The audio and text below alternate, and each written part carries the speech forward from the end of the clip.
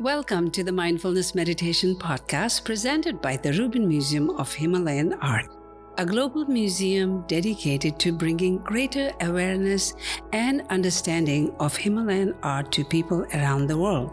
I'm your host, Tashi Chudran. Every Thursday, we offer a meditation session at New York Insight Meditation Center that draws inspiration from an artwork from the Rubin's collection and is led by a prominent meditation teacher. This podcast is a recording of our weekly in-person practice. The description of each episode includes information about the theme for that week's session and an image of the related artwork. Our Mindfulness Meditation podcast is presented in partnership with Sharon Salzberg and teachers from the New York Insight Meditation Center, the Interdependence Project, and Parabola Magazine, and supported by the Frederick P. Lenz Foundation for American Buddhism. And now, please enjoy your practice. Hello, everyone, and welcome to the Rubin Museum of Himalayan Art's Mindfulness Meditation program at the New York Insight Meditation Center. I'm Tim McHenry, and I'm a Deputy Executive Director at this global hub for Himalayan art that is global in the sense that we are all around the world at this point and really having a great time bringing Himalayan art to people who might not have experienced this art form. So what we do here is inspired by a collection. The teacher chooses a work of art, and we take a deep look at that work of art to start with, and then we hear a brief talk from our teacher, who today is Jon Aaron, and then we'll have a short sit for just about 15-20 minutes for a meditation guided by him. So our theme today is illumination, and our artwork of choice is Manjushri, which is here seen in a just under 4-inch high bronze statue from the 15th century from Tibet. And who is Manjushri? Manjushri is one of the most represented and beloved figures in Tibetan art, and he's both a tantric bodhisattva and a deity associated with that ever-elusive thing called wisdom. And he is mellifluous of tongue and is able to persuade us that we are capable of wielding the sword that he carries in his right hand and cleave illusion in two, revealing the truth. That is his job, and it is our job to try and emulate him. So Jon will talk a little more about Manjushri, but that's our theme, and that is our work of art. And it's a beautiful piece from the collection, and I'm glad to be able to show it to you. Let's come down a little closer to the foothills here in northern Chelsea and introduce our teacher, Jon Aaron. Jon is no stranger to the New York Insight Meditation Center. Of course, he's been teaching here since 2006, but just know in the next year, it's going to be rarer to find him here because he's not only moved to Chicago, but he's also going to be traveling around India. So we envy him on both counts to some degree, maybe the latter rather than the former. He regularly leads retreats around the US, and he's primarily grounded in the Theravada tradition, alongside non-dual and Mahayana approaches. And his what makes his teaching style so valuable, I mean, we all, are suffering from personal and social challenges, and his sort of rather unique combination and integration of Dharma and mindfulness in order to foster clarity and addressing those challenges is really something we've come to admire and appreciate at the Rubin, and I'm sure you do at the Insight as well. So what you should know is that he's also a certified MBSR teacher and a teacher trainer and a somatic experience practitioner. In response to the pandemic, he and his partner launched the Space to Meditate community, offering daily meditation since March 2020, which is 6 steps up from what the Rubin offers, which is only weekly. But additionally, he co-hosts the podcast Dig in the Dharma with scholar Doug Smith, now in its 3rd season. And if you want to stay in touch with Jon, he's at jonaaron.net. But you're in touch with him now, because here he is. Jon, thank you so much for leading the meditation today.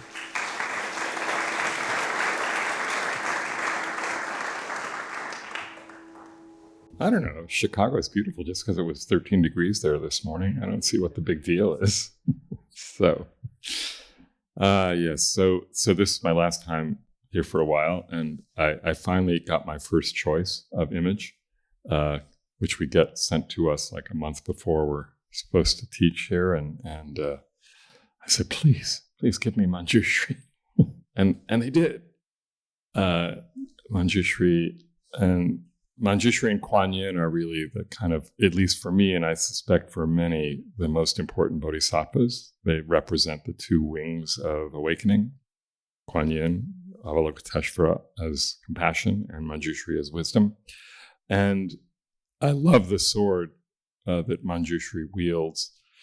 It just reminds me of various teachers that I've experienced who, at least, definitely figuratively whack one on the head to wake one up, to just sort of say, what do you, really see what see what's in the way here.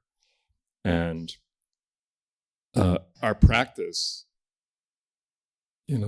we practice to sort of see through the delusions that we're carrying around all the time. And insight practice in particular is the insight that what we are inciting into is, in fact, the delusions that were present all the time in our lives, that we basically, consciously or not, they've arisen as obstacles to our own freedom.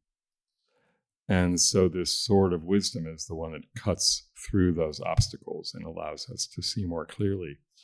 And of course, those obstacles, until one is fully awakened, those obstacles continually arise. And, so we continually are cutting through them. And as Tim mentioned, he was known as being mellifluous of tongue. He had a way of speaking. But it's a paradox because he also recognized that language gets in the way completely. That as soon as we are speaking words, we are arising in the mind concepts. And as soon as we have concepts, we have objects. And as soon as we have objects, we have a subject needing to see those objects. So we need the words. At the same time, we have to let go of the words. And it was coming up in the podcast I was recording this morning that Tim mentioned. We were talking about the quality, one of the factors of awakening, which is investigation. Second factor of awakening is mindfulness, investigation, energy, and then joy, and a few more after that. And so we find ourselves investigating a delusion, let's say. We start investigating it, we then name it, and then we say, oh, that's my problem. I keep seeing this, and this keeps getting in my way, right? And it's that subject-object which is actually the problem. But it takes us a lot of practice before we actually start to realize that. And we can see it in our own practice. It's like we're sitting here being aware of, say, our breath. And it's like my breath is, rough right now. My breath is not easy at the moment. My breath is quiet at the moment. My breath is this. My breath is that. And it's just breath, right? But we always tend to put a possessive pronoun in front of it. And the moment we put a possessive pronoun, we identify with the one who's possessing that experience. And it's the way we live, obviously. It's not like the Buddha didn't answer to his name. He did. At the same time, when he was referring to the Buddha as he was speaking, he was always referring to the Tathagata, the one thus come. So there's this kind of suchness of experience that was let go of. There's just the suchness. There's not the one experiencing. There's just the suchness. And so there are all sorts of fun word plays that Manjushri would bring up, and I don't have time to go through them here because they're numerous, but they're in many of the big Mahayana suttas, where he's just saying, well, you can say that, and there's no one experiencing it. You can say that I'm going to be enlightened, but there's no one to enlighten, and there's no enlightenment. So basically, all words are worthless when it comes to waking up. But we need the words in order to sort of at least have the conceptual understanding. But once there's the conceptual understanding, what is it like to actually let go of the words and just be directly with experience? And so when we are practicing, we talk about 3 levels of insight. And we're talking about the conceptual level of insight. That is, you can hear me say something and say, oh, of course, words get in the way. That makes sense, right? Then there's the experiential level. So we're practicing and we start to see as we are practicing how I take credit for the fact that I am here, sitting here, meditating. So we try to let that go, right? So there's the experience of what is it like to just drop the notion that you are doing anything. How does that feel in that moment? That's sort of the first experience of that. And then there's the more embodied, the true embodiment of that, which is letting go of any identity, and how do we do that? So we were just talking about bios, biographies. Like, oh, I have to have a meditation biography, right? Which seems like a complete paradox, right? Because who's the I that's having the biography, right? And yet it's kind of needed at times. So we play with that and just kind of laugh at it in a way, at least I do, because it's actually kind of hilarious how, we are constantly getting trapped in this need to identify with or identify as. And, yes, there is a need of that in a relative sense, but in the absolute sense, it's just a fabrication. So I was, one of the resources I use when I'm sort of wanting to learn about the Bodhisattvas is a wonderful book called Faces of Compassion by the teacher Taken Daniel Layton, a Zen teacher who's actually in Chicago. But this book is quite well known and well used. And as he's describing various bodhisattvas, he likes to bring in contemporary examples, or at least recent examples of who might embody the nature of this particular bodhisattva. And the one he points to for Manjushri is actually Albert Einstein, who through his, obviously through his own genius, saw through the nature of reality. And there's a quote he brings into this book, which I wanted to share with you.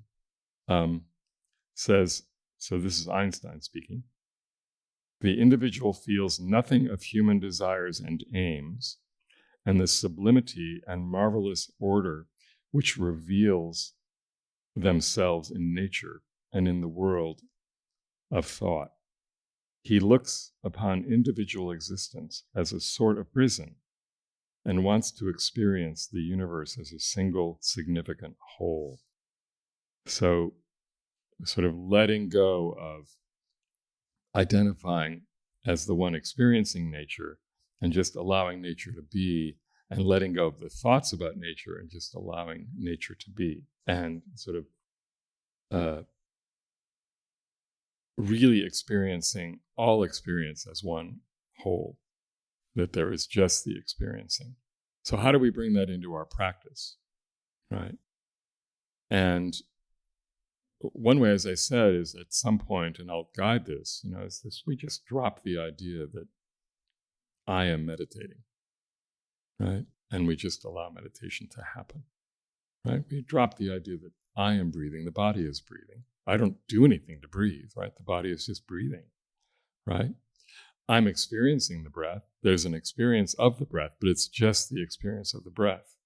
So can we just be with the experience of the breath, as opposed to be the one identifying as the one breathing and having the experience?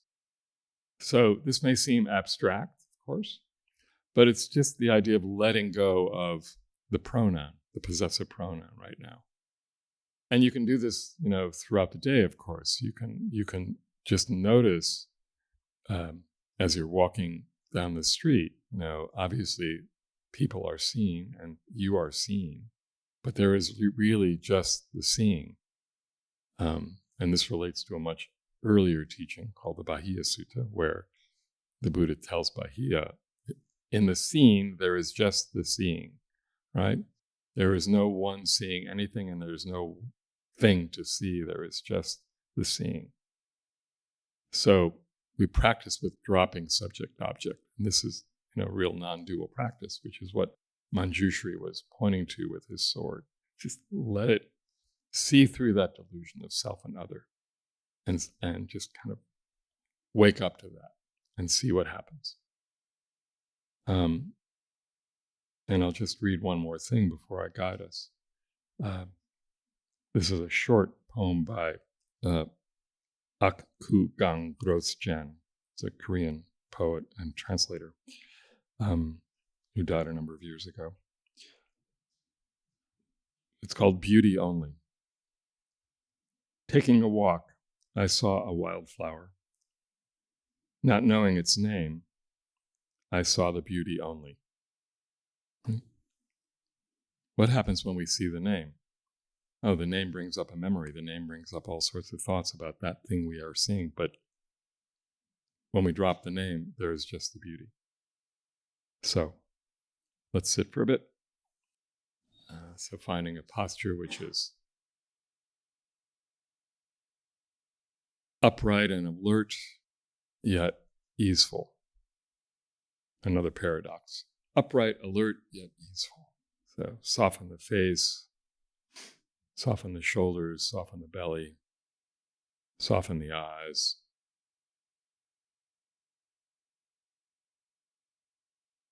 Aware of what's here just now, what's here in the sound realm, what's here in the quality of air, what's here in the quality of mind as it is just now, what's here in the body as it is just now.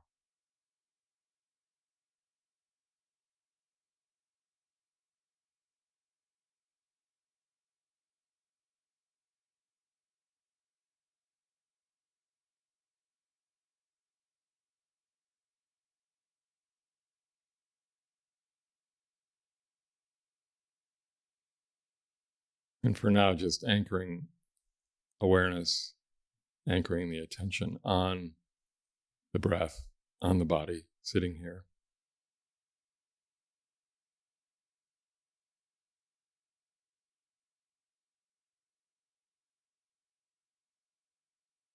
Being with the simple knowing of this body, breathing.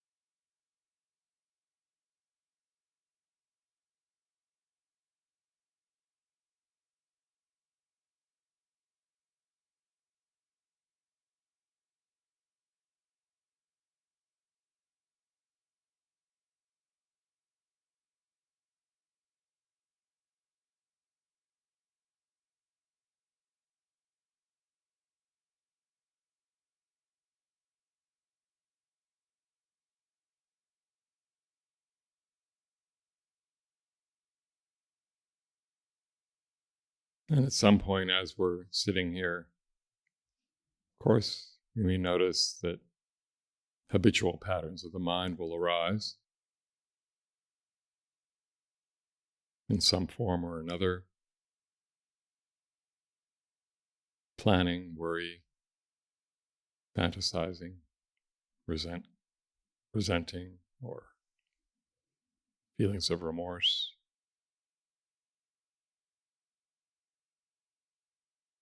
Memories.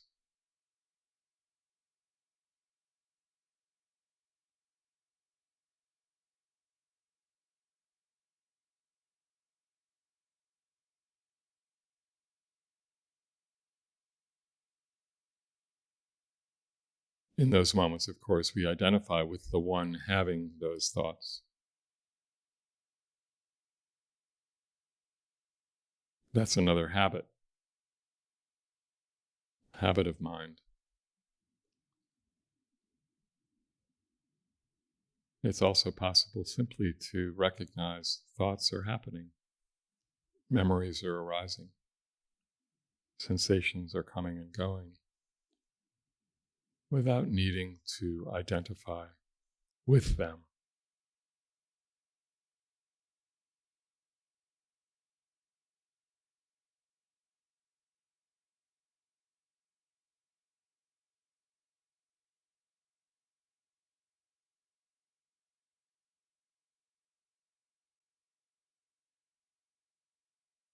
And not even needing to identify them.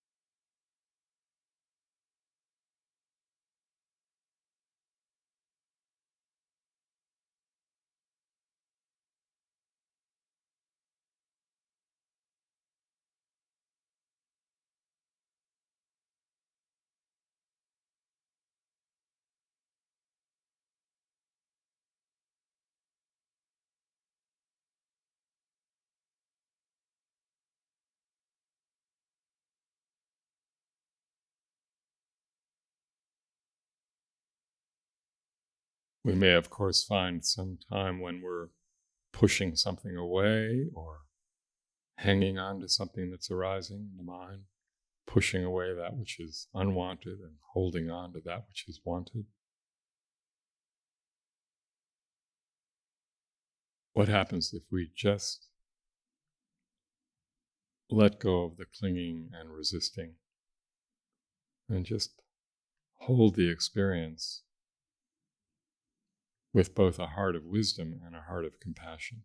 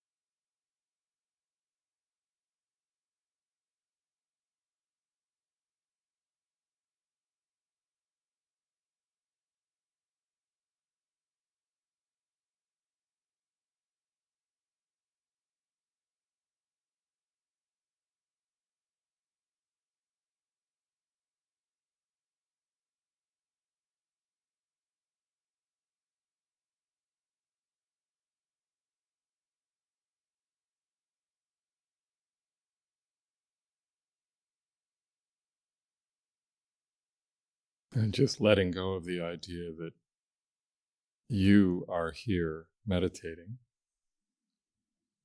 Meditating is simply happening.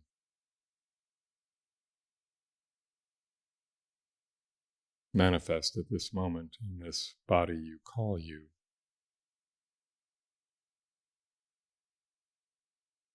Or you call me, rather.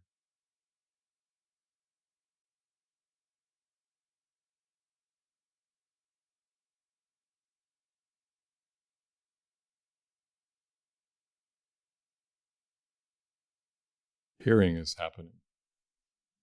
Sound is happening.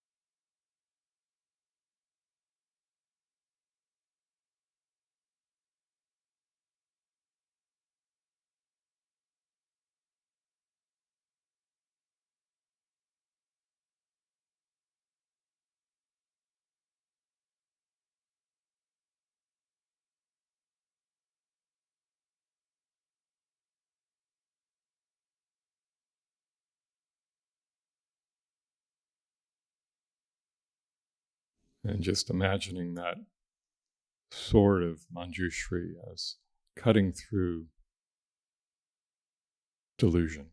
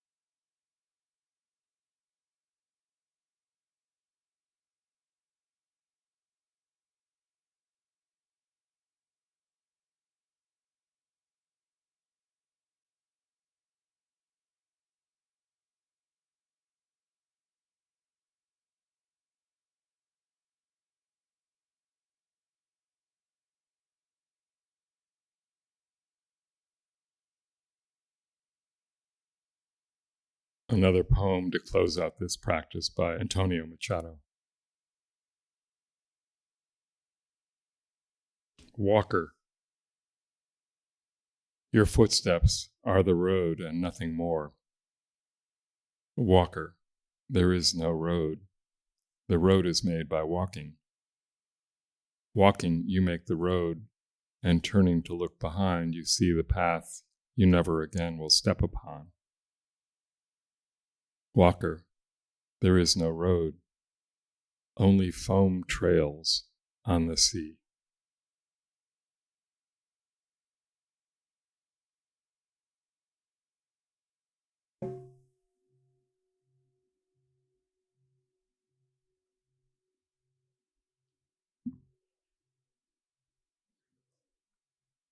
Thank you for your practice.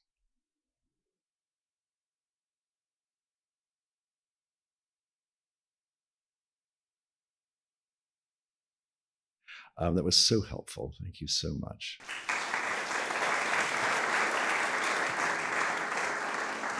That concludes this week's practice. To support the Rubin and this meditation series, we invite you to become a friend of the Rubin at rubinmuseum.org/friends. If you are looking for more inspiring content, Please check out our other podcast, Awaken, which uses art to explore the dynamic paths to enlightenment and what it means to wake up. Season 4, hosted by Isabella Rossellini, delves into the Buddhist concept of attachment and explores how the practice of letting go can transform our experience of the world. Available wherever you listen to podcasts. And to learn more about the Rubin Museum's work around the world, visit rubinmuseum.org. Thank you for listening. Have a mindful day.